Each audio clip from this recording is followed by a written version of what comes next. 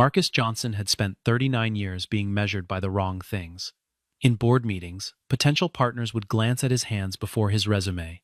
In restaurants, maitre d's would redirect him towards smaller tables near the kitchen before he could state his reservation. At industry galas, strangers would mistake him for the catering staff until he handed them his business card, and even then, their smiles would arrive half a second too late, stretched thin across the discomfort of being caught. He had learned to carry himself in a way that left no room for misreading shoulders back. Voice even, eyes that held steady, no matter what was thrown at them.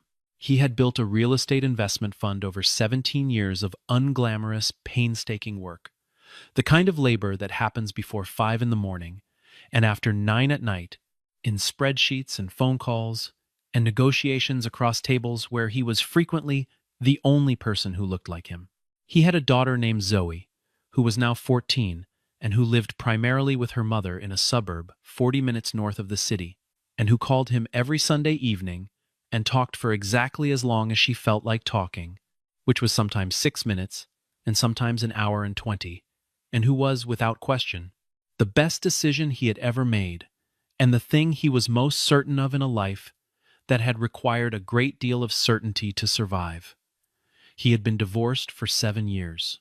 He did not describe himself as a single father, exactly, because Zoe was well cared for and loved by both her parents, and the word single implied an absence that he did not entirely feel, but his family called him that, and his Aunt Gloria, in particular, used the phrase with a pointed frequency that suggested she considered his unmarried status a project she had not yet resolved. He had built his professional life with the deliberate care that people apply when they understand early that no one is going to hand them the architecture you design it yourself, or you live in someone else's structure forever. He had navigated the particular gauntlet of his industry with his eyes open and his expectations calibrated to reality, not optimism. He knew exactly how the game worked, and he had learned to play it without letting the playing of it change who he was at the core. He had also, more recently and more quietly, made a peace with the idea that romantic love, the version where someone chose you specifically, on purpose, without reservations, might simply be a chapter that had already closed for him. Not because he lacked the capacity for it, but because the number of times he had watched that capacity go unmet had eventually produced. The way repeated exposure to cold produces adaptation, a lowering of expectations so gradual that he had barely noticed it happening until it was done. Evelyn Carter had spent 37 years being measured by the wrong things too. Her weight was the first detail in every article written about her, tucked into the second sentence like a warning label on a brilliant machine.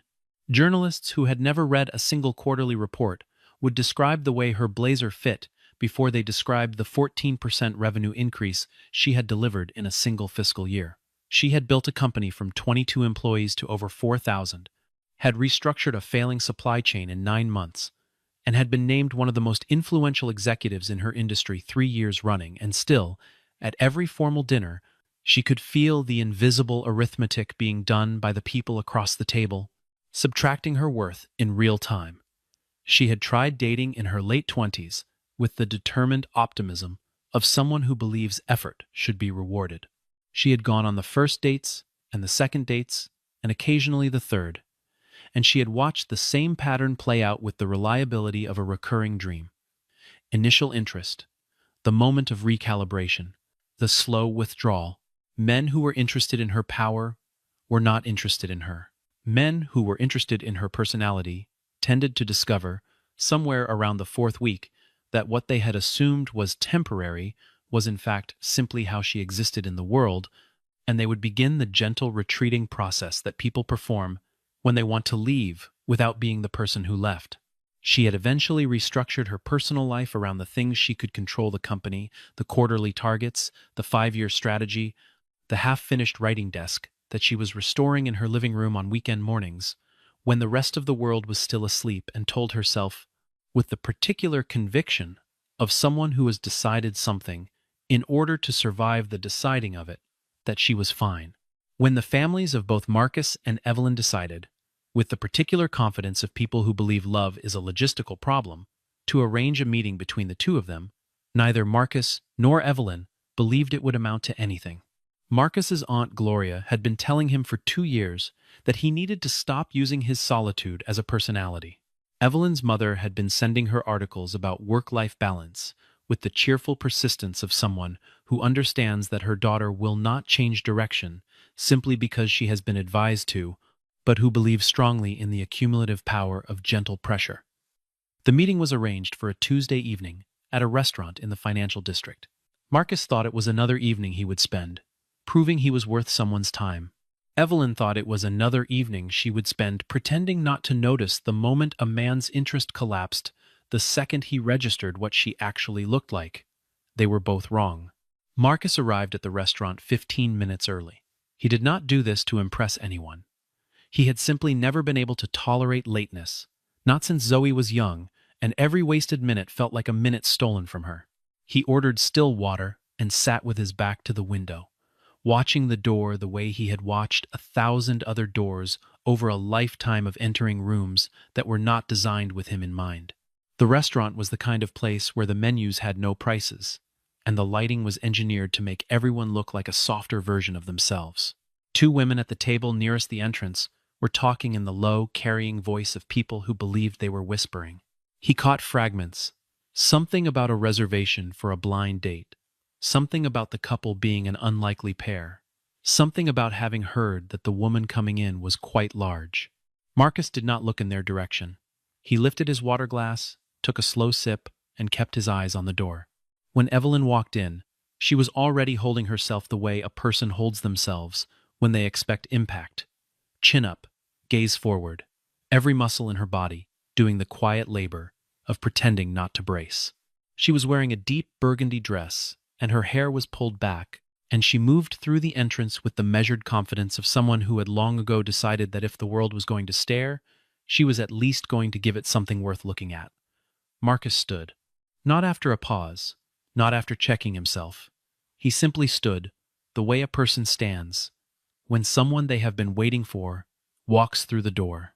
He moved to the side of the table and pulled her chair out before she had fully reached him, and when she looked at him with an expression that was equal parts surprise and suspicion, he met it with a calm, unhurried smile. "Evelyn," he said, "I'm Marcus. It's genuinely good to meet you." He waited until she was seated before returning to his own chair, and he did not glance down at her body, not once, and he did not perform the small, theatrical recovery that people often did when they caught themselves staring. He simply looked at her face, the way one person looks at another person they intend to actually know. Evelyn said, "Thank you," and her voice came out quieter than she intended. For the first 20 minutes of the dinner, Evelyn kept waiting for the shift.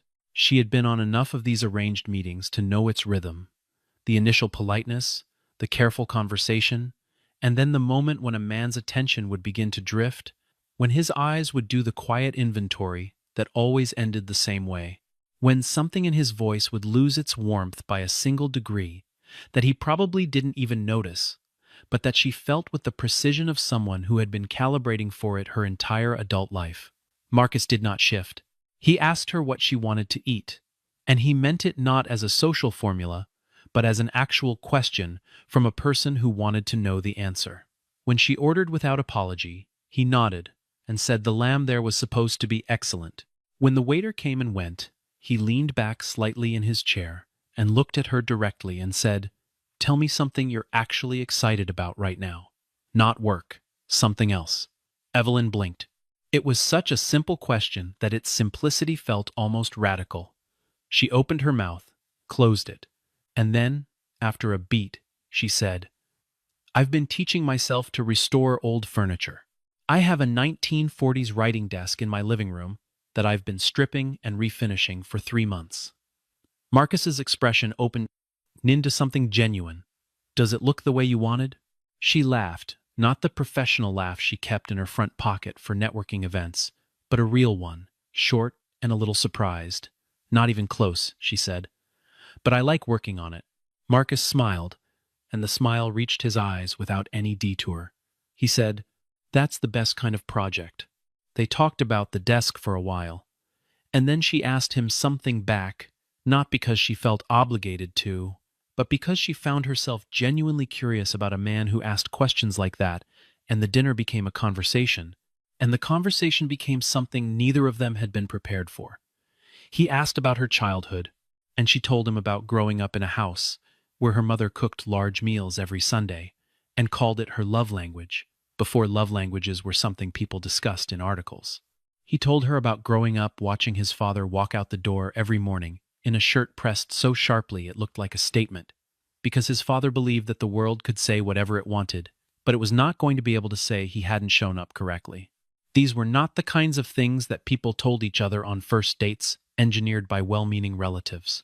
They were the kinds of things that slipped out when someone asked real questions and left actual space for the answers. Marcus told her that he had spent his 20s building his business, while simultaneously navigating the invisible tax that the world levied on people who looked like him. The extra meetings required to establish trust that other men were simply handed, the contracts that evaporated after the first handshake when the other party had a chance to reconsider, the colleagues who would reference his ideas in meetings without attaching his name to them, and then look genuinely confused when he pointed it out. He did not say any of this with bitterness. He said it the way a person describes a landscape they have crossed so many times that it no longer surprises them, though it still costs them something every time.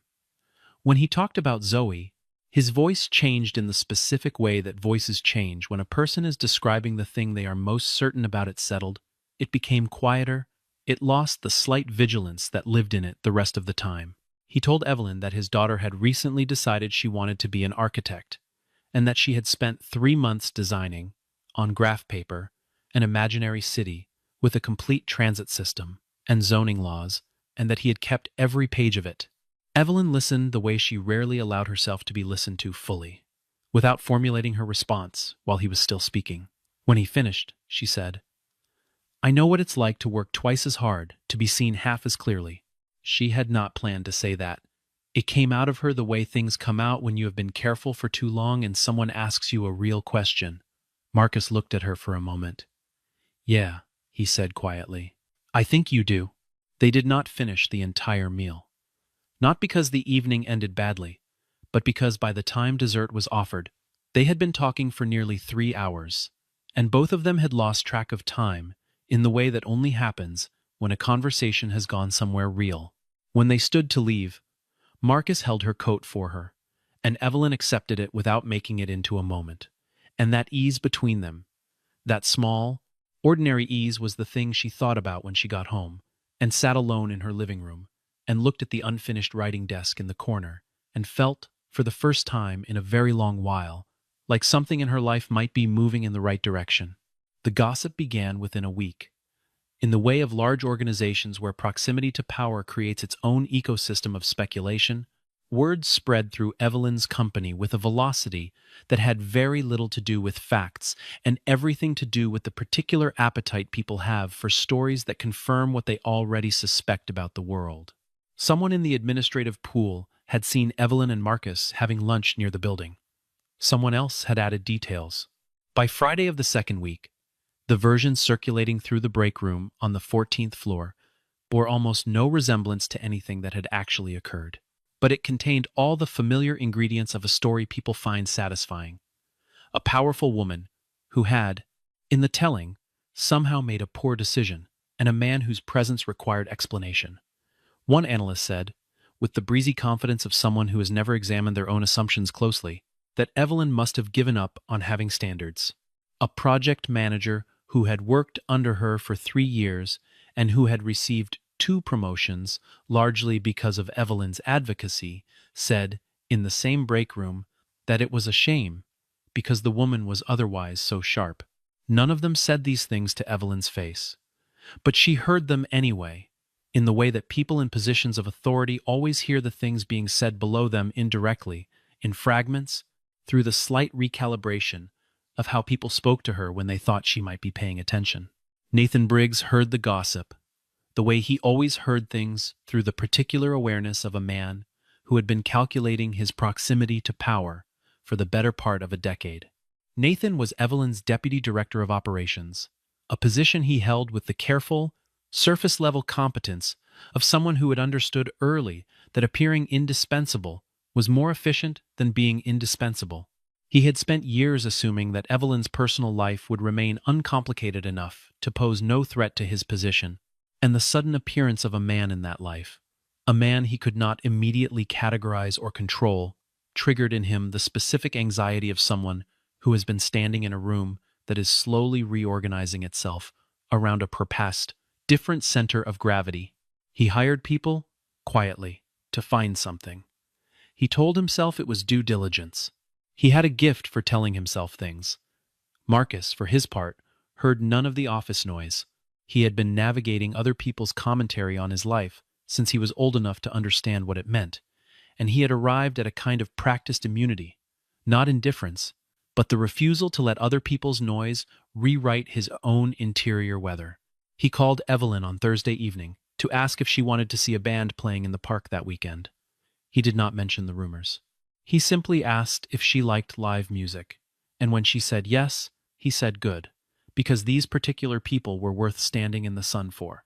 The afternoon in the park was the first time Evelyn had been in a public outdoor space without an agenda in longer than she could immediately calculate. She arrived slightly overdressed a habit, a kind of armor, and Marcus, who was wearing dark jeans and a linen shirt with the sleeves pushed up, said nothing about it except, when the music started and she finally relaxed her shoulders, "There you are." She looked at him sideways. "What does that mean?" He shrugged. "Easy. Just that it took you about 20 minutes to get here, even though you got here on time." Evelyn did not have a response to that.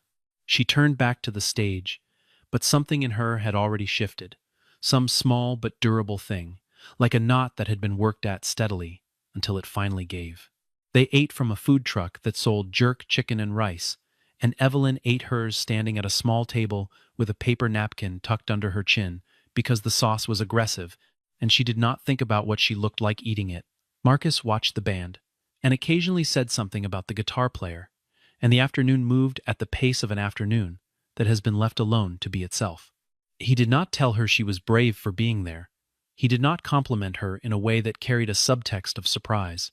At one point, when she laughed at something the lead singer said between songs, Marcus turned and looked at her and said simply, "You have a great laugh." And the way he said it, not as an observation designed to produce an effect, but as a fact he had simply noticed and found worth mentioning, made her look away for a moment, because her eyes had done something she had not given them permission to do. They went back 3 weekends in a row. They went to an outdoor film screening where they sat on a blanket and argued pleasantly about whether the director had made the right ending. They went to a neighborhood market where Marcus bought her a jar of hot honey and a plant she didn't need but immediately wanted. He texted her things he thought she would find funny articles, a photograph of a badly restored painting, a short video of a dog systematically stealing bread from an outdoor cafe table, and she texted him back with the dry humor that very few people had ever earned the right to see in her. She was not losing weight. She was not trying to. But she was sleeping better, and her shoulders sat differently in her clothing, and Claire, her assistant of 6 years, who had watched Evelyn move through the world with the wary precision of someone navigating a minefield, said one morning, entirely without preamble, "You seem lighter." Evelyn understood exactly what she meant. The lightness was not about size. It was about the specific relief of being around someone who did not require you to manage their comfort about your existence. Nathan moved in the 4th week. He called a private meeting with 2 members of the board and presented them with a document that looked enough like financial records that a person not looking closely would not immediately question them. Records suggesting Marcus Johnson carried significant personal debt, had a history of approaching high net worth individuals through personal channels, and had on at least 2 occasions entered into relationships with wealthy women that had ended in financial disputes. Nathan presented this information with the careful neutrality of a man performing civic concern. He said he had only brought it to their attention because he felt a responsibility to the company. He left the meeting feeling, for the first time in weeks, that the reorganizing of the room might be something he could still control. Evelyn received an email from one of the board members that afternoon. It was carefully worded, as board communications tend to be when the subtext is more important than the text. It suggested a conversation. It enclosed, as an attachment, a portion of the document Nathan had presented. She read it twice at her desk, with the door closed. Then, she sat very still for a long time. She had been here before, not with this exact architecture of deception, but in this specific emotional territory. The moment when something that had begun to feel safe suddenly presented evidence that she had been wrong to feel that way, and she had to decide whether the evidence was real or whether her own history of disappointment was doing what history sometimes does, and writing the present in its own handwriting. She called Marcus that evening and asked him, with a flatness she could not fully disguise, whether there was anything about his finances or his past that she should know. There was a silence on the line, not the silence of guilt, but the silence of a man choosing between defending himself and simply being honest about how the question felt to receive. Marcus said, "Evelyn, if you've been shown something, I'd like to know what it is. But if you're asking whether I'm here for your money or your title, you already know the answer to that. And if you're not sure you do, then maybe we're not as far along as I thought we were." She said she needed some time to think. He said he understood. He said, "Whatever you decide, I want it to be what you actually believe, not what someone else's paperwork told you to believe." She said goodnight. He said goodnight. He did not call her again. The absence of Marcus was not loud the way some absences are. It did not announce itself with dramatic gaps in the schedule or with visible changes to the surface of Evelyn's days. She still went to work at 7:15. She still ran her meetings with the same efficiency that had built her reputation. But Claire noticed. Diana Patel, Evelyn's head of corporate strategy, and the closest thing she had to a friend inside the organization, was the one who found the thread. Diana had been quietly skeptical of Nathan's influence for years, not from personal animosity, but from the professional instinct of someone who has watched organizations slowly bend themselves around the preferences of someone who was good at managing upward. When she heard, through her own channels, that Nathan had commissioned external research, specifically targeting Marcus Johnson, she pulled that thread. It took her 6 days.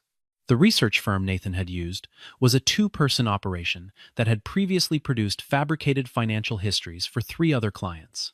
The debt records attributed to Marcus were traceable to a different person, with a similar name in a different state.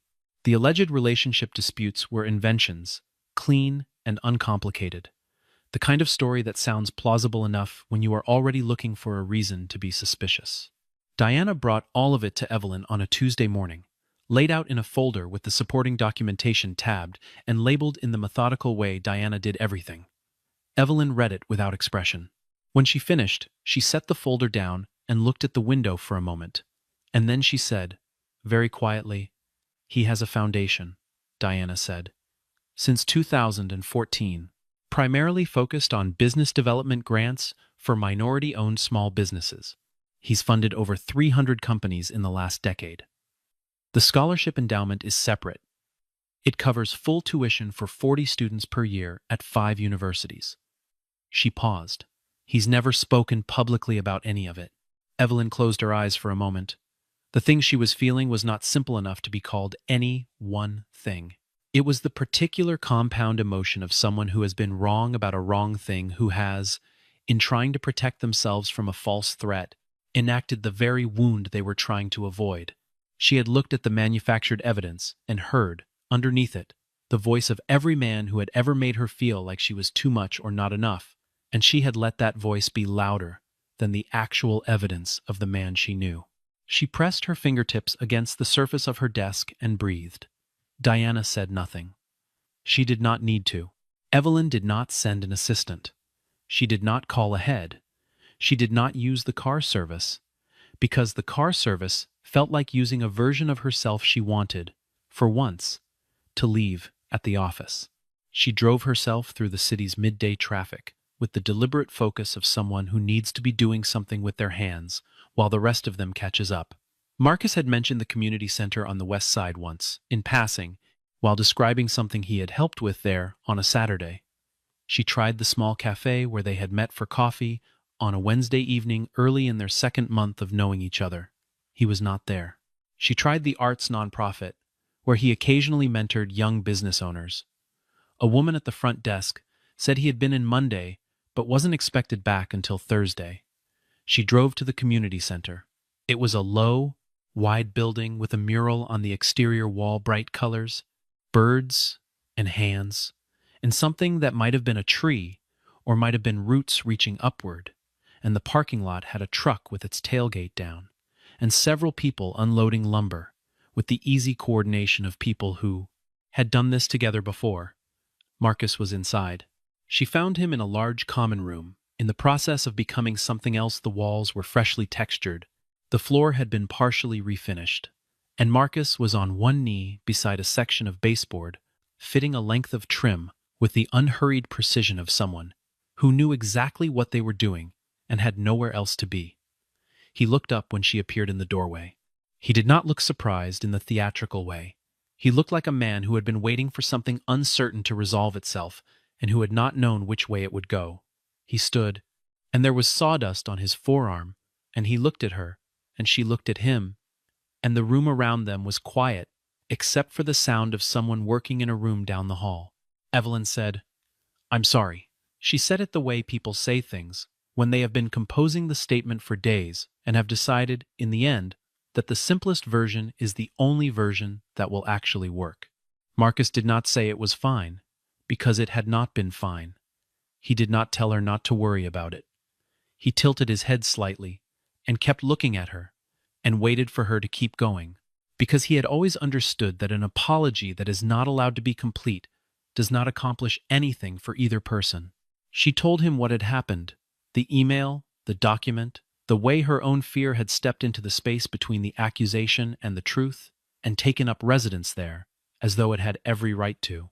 She said, "I've spent so much time being evaluated for the wrong things that I eventually started doing it to other people without realizing it. I received a piece of paper that told me to doubt you, and I gave it more weight than 3 months of actual evidence." Marcus listened. When she finished, he was quiet for a moment, and then he said, "I know what that's like. When you've been seen wrong enough times, you start to expect it everywhere, even from people who aren't doing it." He paused. "I wasn't going to fight for you if you needed a fight. That's not how I want to do this." Evelyn said, "I know." He looked at her for another moment, and then something in the set of his face changed the careful stillness of a man who had been waiting to see which way something would go, giving way to something less guarded, something that was simply him. He said, "I'm not in love with your title, or your company, or the idea of what being with someone like you would look like to the rest of the world. You know that." "I know," she said again. "I was afraid," she added, and the word cost her something. The way honest words sometimes cost you even when they're true, especially when they're true. He crossed the room and put his arms around her, and she pressed her face briefly into the front of his shirt, sawdust and all, and they stood there in the half-finished room while someone worked quietly down the hall, and neither of them said anything for a while, because the saying had been done, and what was left was simply the fact of two people who had found each other on the far side of a hard stretch of road, standing still together long enough to know they had arrived somewhere that was worth the distance. The board addressed Nathan's conduct in a closed session 3 weeks later. The investigation had been brief because Diana's documentation was thorough, and the conclusion was not one that required extensive deliberation. Nathan Briggs left the company with the kind of exit that is framed, for public purposes, as a mutual decision, and that everyone in the organization understood perfectly well was not. The two board members who had received his initial presentation each made their own private calculations about how thoroughly they had examined the evidence before acting on it, and both arrived at conclusions uncomfortable enough to produce a marked increase in their future due diligence standards. Evelyn did not hold a press conference. She went back to work the Monday after the board session and ran her company with the same precision she always had. And the only visible difference was that her office door was open more often than it had been before, and Claire, who noticed everything, noticed this too. What happened after Nathan left was not dramatic. There was no explosion of vindication, no moment of public reckoning that felt proportionate to the damage he had attempted. There was simply the quiet, ongoing work of a company that had been structured around integrity, resuming its natural shape once the distorting pressure was removed.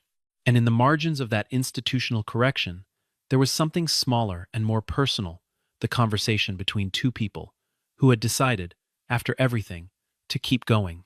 1 year later, the foundation was in its second program year. Marcus and Evelyn had structured it deliberately, two separate but connected funds, one addressing racial discrimination in business financing, one addressing the broader phenomenon of appearance-based bias in professional settings, with a scholarship component that covered tuition, living expenses, and mentorship for students from backgrounds that had historically received the least institutional support. The work had taken most of the year to build correctly the legal architecture, the grant selection criteria, the mentorship matching system that paired scholarship recipients with professionals who had navigated similar obstacles in similar industries. They had argued about the details the way two people argue when both of them are good at what they do and both of them care about getting it right, and the arguments had produced a better result than either of them would have built alone. The launch gala was held in a building with high ceilings and good acoustics, and the guest list included policymakers, business leaders, academics, and a number of scholarship recipients who had been invited not as display pieces, but as participants, people who were actively changing the composition of their industries, and who had been given a microphone and the expectation that they would use it. One recipient, a young woman named Brianna, who had grown up in a household where a college tuition was simply not a category of expense that could be considered, gave a short address that was so direct and so unadorned by performance that the room went completely still while she spoke. She talked about the specific experience of being in spaces that were not built for people who looked like her, and she talked about the way a single concrete act of support, a specific grant, a specific mentor, a door held open by someone who knew what it had cost them to get through, it could alter not just a trajectory, but an entire interior understanding of what was possible. When she finished, she did not linger at the podium. She simply stepped back, and the response from the room was immediate and real. Marcus and Evelyn were in the front row, and Evelyn reached over and squeezed Marcus's hand once, briefly, and he squeezed back, and neither of them said anything because there was nothing to add. They were on the stage together for the main address. They had written it together at Evelyn's kitchen table, over 3 Sunday evenings, arguing pleasantly about specific word choices in the way that people argue when they trust each other enough to disagree. Marcus had wanted a particular passage to be more direct. Evelyn had pushed for a longer setup.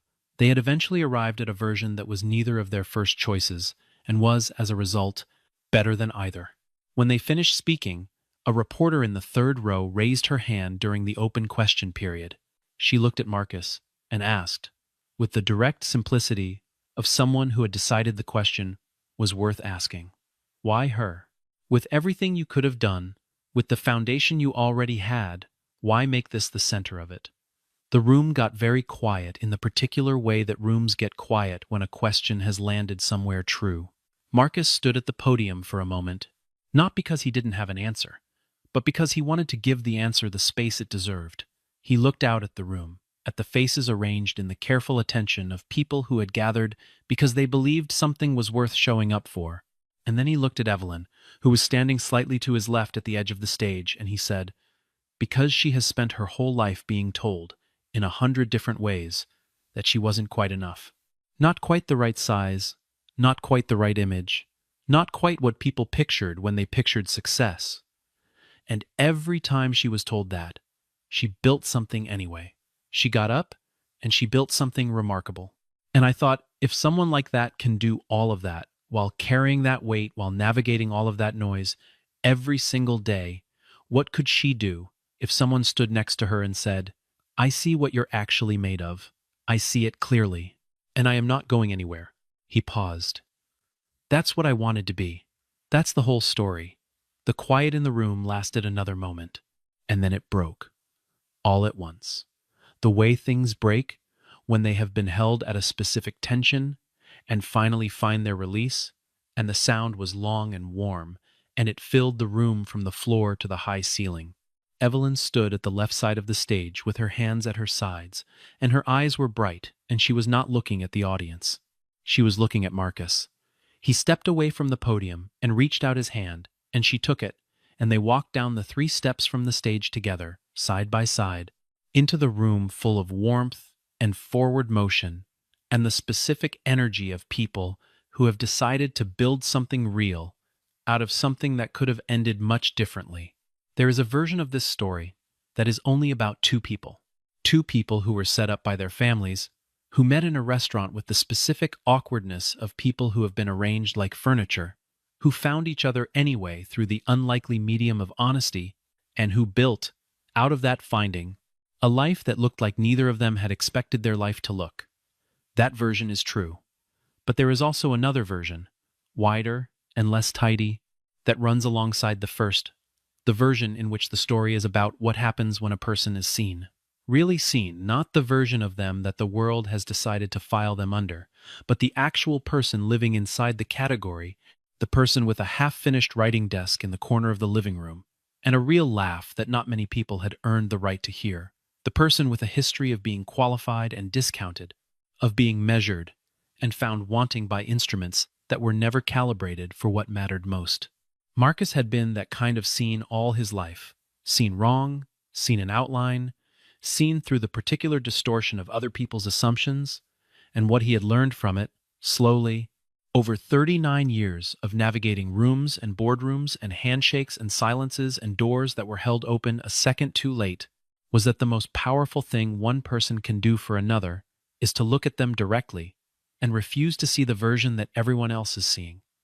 Not to be blind to difficulty, not to perform optimism over reality, but to look clearly, without the distortion, and to say, "This is who you actually are, and it is enough, and I am not going anywhere." Evelyn had spent 37 years waiting, without knowing she was waiting, for someone to do exactly that. The person who arrived was not the person she had pictured when she allowed herself to picture such a person, which she had done less and less as the years passed. He arrived in a restaurant where she was bracing for impact. He pulled out her chair. He looked at her like a person, and he meant it, and everything that came after the parks, and the music, and the arguments, and the betrayal, and the forgiveness, and the stage, and the work, and the hand reaching out at the bottom of the steps. Everything that came after grew from that first ordinary, radical, unhurried moment of being seen completely. The right person will not love you, because you have finally become the version of yourself you thought they required. They will love you because they looked at who you already were beneath the resume, beneath the armor, beneath the years of adapting yourself to rooms that were not built for you, and they found something there that was worth staying for. Not worth fixing. Not worth improving into something more convenient or more comfortable for the people watching. Worth staying for, exactly as it was, in all its unfinished and complicated and irreducible reality. That is the difference. And sometimes, if you are lucky enough to find it, if you are patient enough and honest enough and brave enough to let it happen when it arrives, that difference turns out to be everything. The months that followed the gala were quieter, in the best way, the way that things get quiet when they have resolved into something real and no longer need to announce themselves. Evelyn returned to work with something new in her, though it was not a change that could be pointed to easily, or described in the language of before and after. The company continued to grow. The decisions she made were sharper, for the same reasons. They had always been sharp, careful analysis, long-term thinking, a fundamental unwillingness to treat other people's dignity as a line item to be optimized. But the woman who made those decisions was not bracing anymore. Her assistant Claire noticed it first, because Claire noticed everything. And what she noticed was that Evelyn now ended her workday at a reasonable hour several times a week, and that on Friday evenings she left, without looking back over her shoulder. What no one saw publicly was the texture of those evenings. Marcus would cook not as a performance, not to impress anyone, but because he liked cooking and he was good at it, and Evelyn had confessed early in their relationship that she had spent so many years treating meals as fuel or as social obligation, that she had nearly forgotten what it felt like to actually enjoy one. He made things slowly, with music playing and no particular urgency, and Evelyn would sit at the kitchen counter and work on whatever needed her attention or talk to him about whatever was on her mind. And the domesticity of it, its plainness, its lack of drama was something she had not known she needed until she found herself inside it. Zoe came to dinner on alternate Sundays. She was 14, and direct in the specific way of teenagers who are paying close attention to everything, while performing elaborate indifference, and she had assessed Evelyn at their first meeting with the particular thoroughness of a young person who loves their parent and intends to protect that love. After the third dinner, she had told Marcus privately that she liked Evelyn because Evelyn did not try too hard, and also because she had strong opinions about architecture, which Zoe considered the mark of a serious person. Marcus had relayed this to Evelyn afterward, and Evelyn had laughed the real laugh and said that she was going to put that on her professional biography. The foundation work deepened through the year. The second cohort of scholarship recipients was larger than the first, and the grant program had begun producing measurable outcomes in the businesses it had supported: revenue growth, job creation, second-round funding, the particular forward momentum that happens when someone with capability gets access to capital that they would otherwise spend years trying to prove they deserve. Marcus handled the investment oversight, and Evelyn handled the governance and policy relationships, and the division of labor felt natural in the way that good partnerships feel natural, not because the work was divided evenly, but because each person was doing the thing they were actually built to do. They gave one joint interview to a print publication focused on social impact and philanthropy, and the journalist who conducted it said afterward that in 12 years of interviewing people who did this kind of work, she had never encountered a couple who seemed so genuinely uninterested in being seen doing it. The profile ran on a Thursday. By the following Monday, 3 other organizations had reached out to ask about partnership or to describe work they were doing in adjacent areas. Marcus read the emails and sorted them by urgency, and handed the folder to Evelyn at dinner that night and said, "We're going to need more people." Evelyn looked at the folder. She looked at him. She said, "I know someone who builds good teams." He said, "So do I." They had dinner and discussed it for 2 hours, and by the time they finished, the outline of the next year was visible, rough but real, the way the outline of things tends to look when the people drawing it know what they're doing and trust each other to fill it in. There were still hard days. There were still rooms where Marcus walked in and watched people revise their assumptions about what the room now contained. There were still articles about Evelyn that led with the wrong details or framed her success as a counterintuitive surprise rather than the logical outcome of sustained excellence. The world did not change because 2 people found each other in it. But the 2 people changed, slowly and in the ways that matter, more certain of their own worth, less willing to accept the diminished version of themselves that the world occasionally tried to insist upon, and more capable, because of that certainty, of extending to others the quality of attention that had first brought them together in a restaurant on a Tuesday evening, when both of them expected nothing and everything arrived anyway. Zoe finished the imaginary city she had been designing on graph paper and gave Marcus a framed copy for his birthday. He hung it in his office, next to the window, where the afternoon light fell across it, at an angle that made the pencil lines look architectural and precise. When people asked about it, and they always did, because it was genuinely beautiful, he told them his daughter made it. He never led with anything else. Some things are difficult to explain in the language of events, because they are not really about events. They are about the accumulation of small, ordinary moments that acquire their weight over time. A chair pulled out, a question asked, and actually meant a silence that is full rather than empty, a laugh that is real rather than performed, a hand reached out at the bottom of a stage, at the end of an evening, when something important has just been said in a room full of people who came to listen. These moments do not photograph well. They do not compress into summaries. They are the things that people are actually made of, the actual substance of a life, and they are only visible to the people who were there for them, paying attention, which is the one thing that cannot be arranged or manufactured or rushed. Marcus had been paying attention all his life. So had Evelyn. What changed was that they had finally, improbably, found someone to pay attention to, who paid it back. Not because they were perfect, not because the world had become easier, but because they had each decided, separately, and then together, that the person in front of them was worth the full weight of their attention. And that, in the end, is what love is. not a feeling that arrives complete and requires nothing of you, but a decision made daily to look clearly at another person and refuse to see anything less than what is actually there.